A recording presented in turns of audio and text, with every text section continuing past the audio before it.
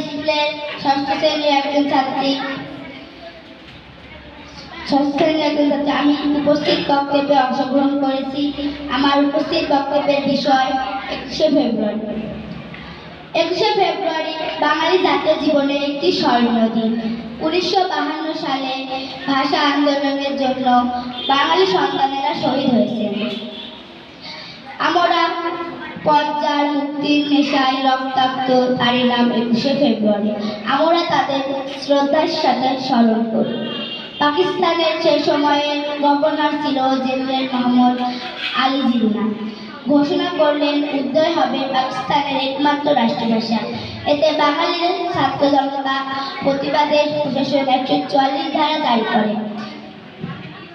আন্দোলনে বাধা সৃষ্টির জন্য 144 ধারা ভঙ্গ করে মিছিল বের করে। মিছিলে পাকিস্তানি